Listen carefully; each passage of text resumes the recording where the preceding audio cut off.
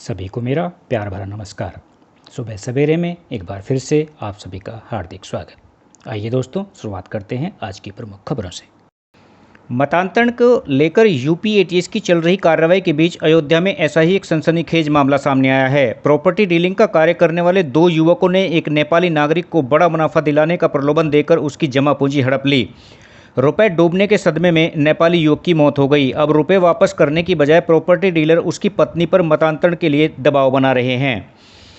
European union की तरफ से डिजिटल कोविड सर्टिफिकेट नियम को लेकर भारत ने जो कड़ा रुख अपनाया था, उसका सकारात्मक असर होता दिख रहा है। भारत के रुख को देखते हुए 9 यूरोपियन देशों ने भारत निर्मित वैक्सीन कोविशील्ड को वीज़ा देने संबंधी दिशा निर्देशों में शामिल कर लिया है।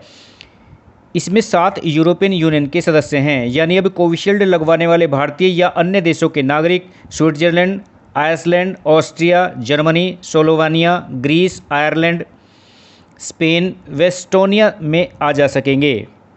कोविड की तीसरी लहर से आशंकित देशवासियों के लिए एक और अच्छी खबर ये है कि जायडस कैडिला की स्वदेशी वैक्सीन जायकोवी डी जल्द ही बाजार में आने के लिए तैयार है। श्री राम जन्मभूमि तीर्थ क्षेत्र ट्रस्ट के कोषाध्यक्ष गोविंद देव गिरी ने कहा है कि राम मंदिर के लिए भूमि खरीद की पूरी प्रक्रिया 100% वैधानिक है और इसमें कानून की मर्यादा का कोई भी उल्लंघन नहीं किया गया है। आम आदमी पेट्रोल डीजल की कीमतों में वृद्धि से पहले ही हलकान है। अब रसोई गैस की कीमतें भी आसमान छूने लगी हैं। कल यानी 1 जुलाई से घरेलू गैस सिलेंडर 25 रुपये महंगा कर दिया गया। लखनऊ में 14.2 किलो गैस सिलेंडर की कीमत 872 रुपये हो गई है। वहीं कमर्शियल सिलेंडर के दाम में 84 रुपये की बढ़ोतरी हुई है। क्या घरेलू रसोई गैस अक्टूबर तक 60% तक महंगी हो जाएगी? इस पर हम आज अलग से एक विश्लेषण करेंगे, थोड़ा इंतजार कीजिए।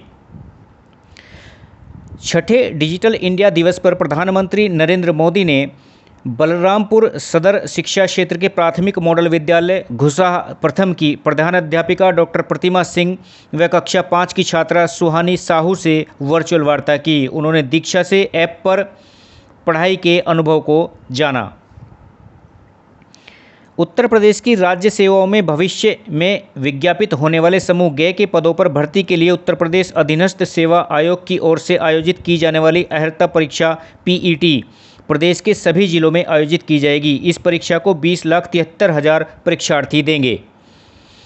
दरभंगा रेलवे स्टेशन विस्फोट कांड में राष्ट्रीय सुरक्षा एजेंसी एनआईए ने आतंकी संगठन लश्कर तैयबा के जिन 2 आतंकियों को बुधवार को हैदराबाद से गिरफ्तार किया है, वे शामली के कैराना क्षेत्र के मोहल्ला कायस्तवाड़ा निवासी इमरान मलिक उर्फ इमरान खान और उसका भाई नासिर खान उर्फ नासिर है।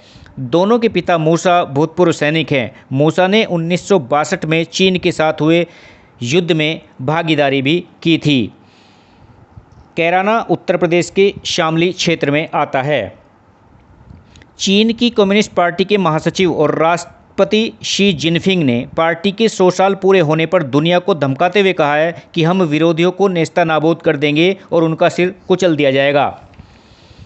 बिहार के समाज कल्याण मंत्री मदन साहनी ने गुरुवार को कहा कि महकमे के अधिकारी तो छोड़िए, चपरासी भी मेरी नहीं सुनते।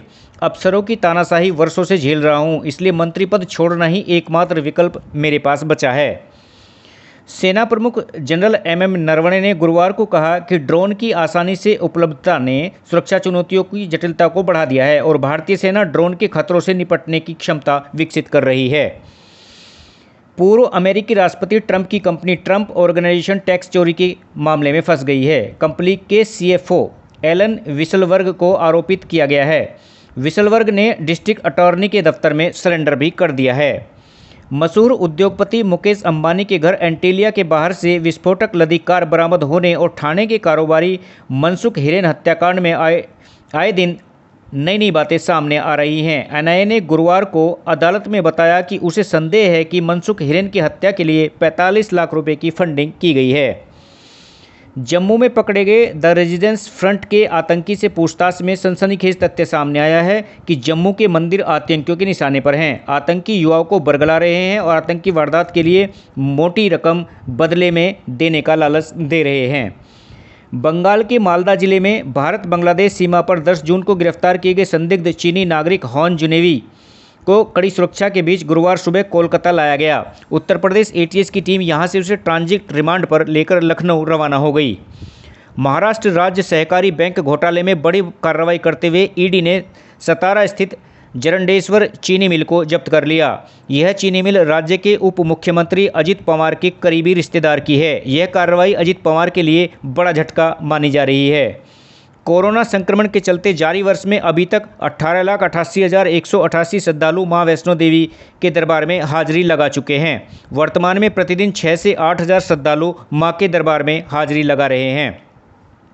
केंद्रीय विश्वविद्यालय में दाखिले के लिए संयुक्त प्रवेश परीक्षा पर पिछले कुछ हफ्तों की चुप्पी के बाद शिक्षा मंत्रालय फिर हरकत में आया है। मंत्रालय ने इस संबंध में दिल्ली यूनिवर्सिटी सहित प्रमुख केंद्रीय विश्वविद्यालयों से व्यापक प्लान मांगा है, जिसे राष्ट्रीय स्तर पर लागू किया जा सके।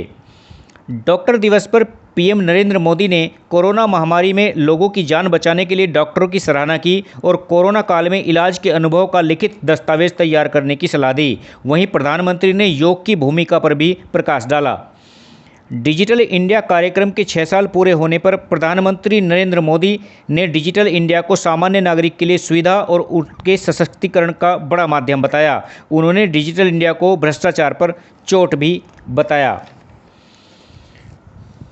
WHO यानी वर्ल्ड हेल्थ ऑर्गेनाइजेशन ने कहा है कि कोरोना का डेल्टा वेरिएंट तेजी से दुनिया में फैल रहा है। अभी तक ये दुनिया के 96 देशों में फैल चुका है। WHO के अनुसार आने वाले कुछ महीनों में ये बेहद संक्रामक हो जाएगा। करीब 24 साल पहले हुए गुलशन कुमार हत्याकांड में मुंबई हाईकोर्ट ने गुरुवार को कहा कि कैसेट किंग की हत्या संगीतकार नदीम सैफी और गैंगस्टर अबू सलेम ने करवाई थी। हाईकोर्ट ने निचली अदालत द्वारा दोषी ठहराए गए अब्दुल रऊफ मर्चेंट के आजीवन कारावास की सज़ा को बरकरार रखा। वहीं निचली अदालत द्वारा बरी किए जा चुके उसके भाई रशीद मर्चेंट को भी आजीवन कारावास की सज़ा सुनाई।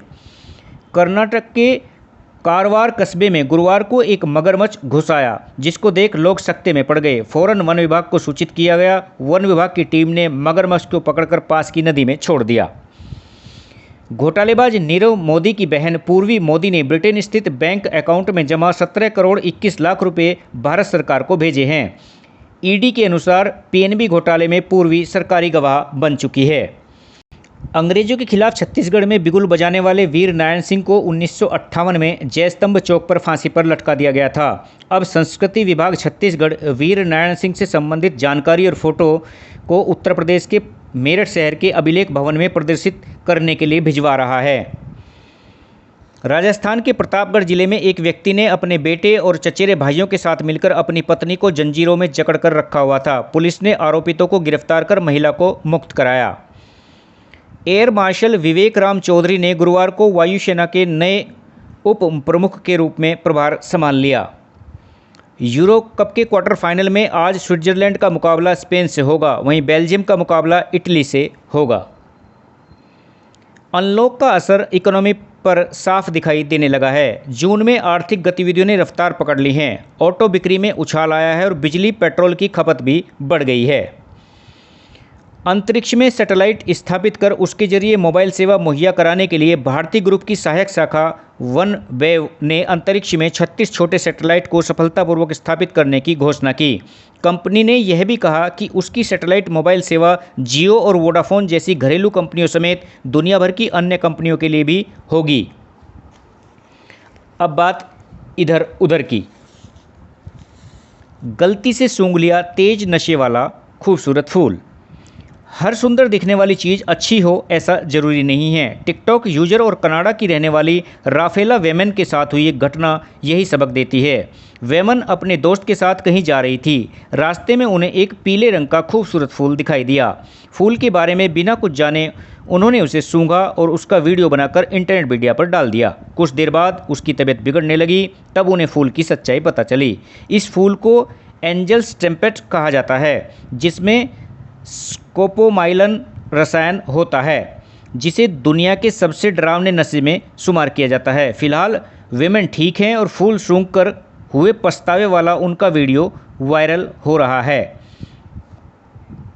अब बात आज ही के दिन की। वर्ष 1962 में आज ही के दिन वॉलमार्ट ने अमेरिका में रोजर शहर में पहला स्टोर खोला था। वर्ष 2010 में कंपनी ने भारत में प्रवेश किया और वेब प्राइस के नाम से स्टोर खोला। वर्ष 2017 में ई कॉमर्स कंपनी फ्लिपकार्ट की 77% हिस्सेदारी खरीदकर देश में वह बड़ा निवेश किया।